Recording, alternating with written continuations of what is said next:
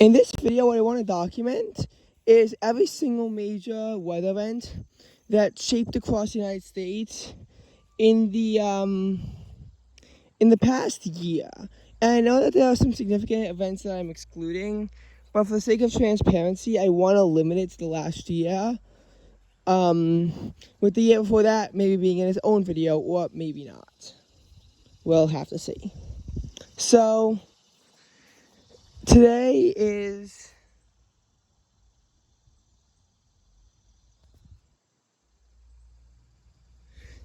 Monday, August 15th. So we begin on August 15th, 2021. And August 15th, 2021, out in the suburbs of New York City, began similarly to today, just that it was a little bit warmer. But both days had this effect of rising humidity, both the humidity finally falling. Well, not really falling, it was actually on a rise today, but the dew point mainly being in the upper 50s and rising into the lower 60s. However, the actual temperature is very different. On this date in 2021, there was a high of about 84 and a low of about 69. Today, we're going to be enduring a low of about 64 and a high of about 80-ish. Yesterday got very close to being the first day since June 23rd, with a low in the 50s, and it was the coldest day since June 24th, but the low only managed to get to 61 degrees. Many places on Long Island, though, did get down to the 50s, and some places north and west of the city got down to the 40s, but the urban heat-on effect was at full effect, keeping the city to a low of 70 degrees. This is one of the strongest that I've ever seen the urban heat-on effect work at night, because this is an extreme difference that usually doesn't happen, but tonight it did. Or last night it did. So, anyway, when we document these major storms, there's really one storm that we have to talk about first. Hurricane Ida. Now, unlike 2022, 2021's Atlantic hurricane season at this point was definitely not dead. But it didn't really have any significant major impact storms at this point. And because of only this storm being retired, you could argue that this really was the only significant storm of the 2021 Atlantic hurricane season, despite its extreme activity. And extreme activity, it was. What happened was that Hurricane Ida was a Category 4 hurricane that started south of Cuba and made landfall in Louisiana. About 30 people died in Louisiana, and over $55 billion in damage was lost. It made landfall at the same intensity to Hurricane Laura, except much closer to New Orleans. Grand Island was completely wiped out, as that was pretty much where the landfall occurred, just before noon on August 29th, the 16th anniversary of Katrina. When it passed over New Orleans, destruction wasn't as great as with Katrina as the levees held, but power was completely knocked out to the city for days on end. Essentially, Ida was not quite as bad as Katrina, but that does not underestimate the power that the storm still brought. It also caused 3 deaths in Mississippi and 2 in Alabama, but then it appeared to be weakening as it went over Tennessee. But on August 31st, a cold front merged with Ida, regaining its energy.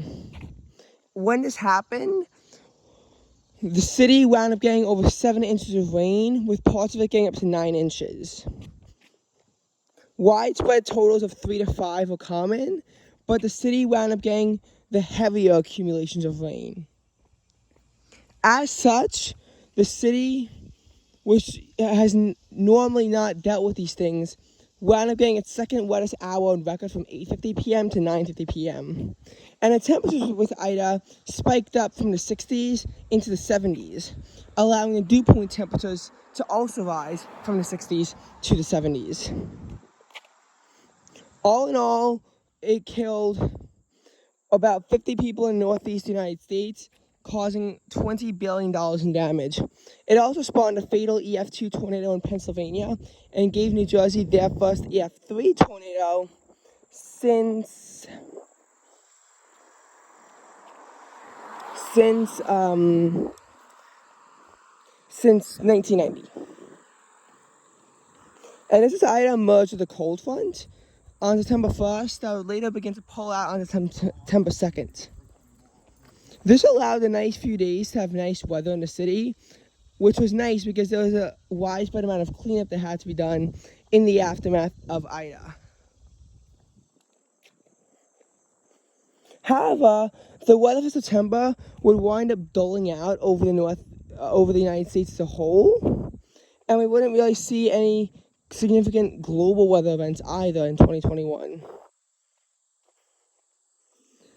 As a matter of fact, global weather events kind of died out in October as well, and without significant United States weather events, tracking the weather began to become kind of boring, as a matter of fact. There wasn't really anything going on, and I didn't really like it. Same in November. Pretty much everything was starting to die out. However, in November, significant flooding affected the Pacific Northwest. This area was affected by a record-breaking heat wave at the end of June and the beginning of July, making July 2021 the hottest on record across Oregon and Washington. And I would show you the data, but I don't have it on me right now.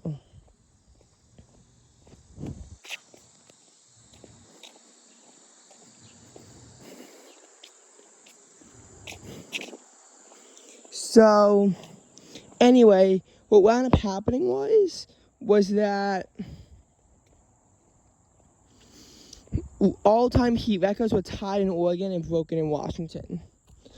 And this heat was considered very abnormal for the area.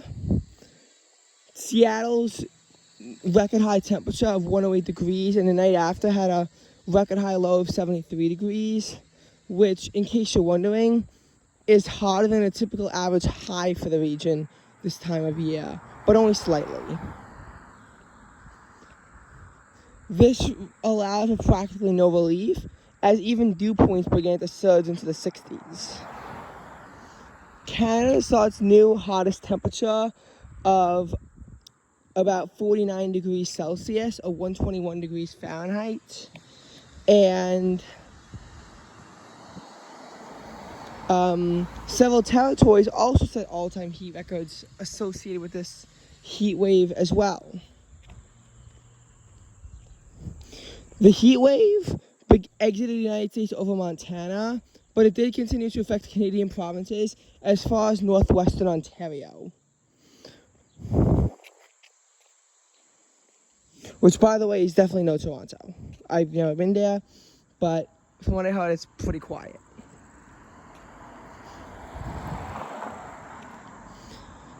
Now, what happened with this was that it caused 5 deaths and quite a bit of damage between Washington and British Columbia, giving some areas their wet to stay and paving the way for a cold and rainy and snowy winter season ahead.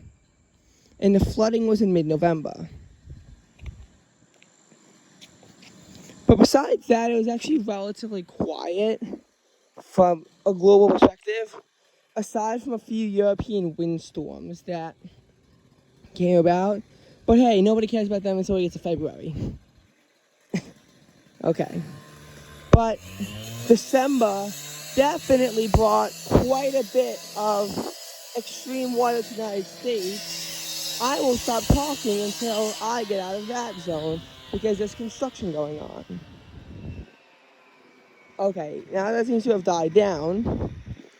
What we have is 4 extreme weather events across the world in 2020, 2 in the United States, 2 in Asia. So the first United States extreme weather event was a tornado outbreak of December 10th to 11th. This was mainly forecasted to be concentrated in the area around Memphis, Tennessee, and before that was faced with extremely warm temperatures and high dew points. Mayfield, which was decimated by a tornado, an EF4 tornado that wound up killing 23 people, wound up seeing nighttime temperatures in the low 70s and dew points in the upper 60s before the storm struck. After it struck, though, temperatures would drop to near freezing. These kinds of cold fronts are very abnormal, especially in December, and especially ones that cause this much destruction. 89 people died in the tornadoes and 6 from non-tornadic deaths, making it by far the deadliest tornado outbreak in December. Meanwhile,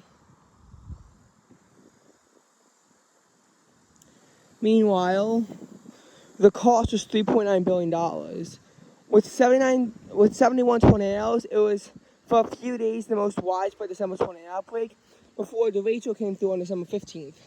This set all-time record high temperatures in the lead up to the storm in Iowa and Wisconsin, with Iowa reaching 76 degrees and Wisconsin reaching 72 degrees. However, the storm plowed through, and given the timing of the event on when it dropped through, it would determine whether or not you had an average low or well above average low.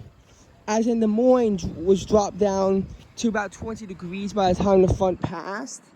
I think maybe it was in the upper 20s. Whereas in a place like Cedar Rapids, the low was only 48 degrees because a lot of the cold front still had yet to track through. Because Cedar Rapids is further east than Des Moines. This is why I'm giving Minnesota its first December tornadoes on record, and it will become the most prolific tornado outbreak ever across Iowa, and one of the most prolific derechos in American history. And all this in December is what makes it even more noteworthy. Okay, I have stuff to do, so I can only cover up to this. I will cover the Asian stuff, though. Typhoon Rai caused over $1 billion damage to the Philippines and became the second costliest storm after Typhoon Haiyan. Also, over 400 lives were lost. Meanwhile, in Malaysia, flooding caused partially from Tropical Depression 27 West. Well, the 27 West flooding wound up causing $70 million damage and 27 deaths. But 27 more deaths, as well as about at least $3 billion in damage, would wind up also being caused by by other floods all the way into mid-January.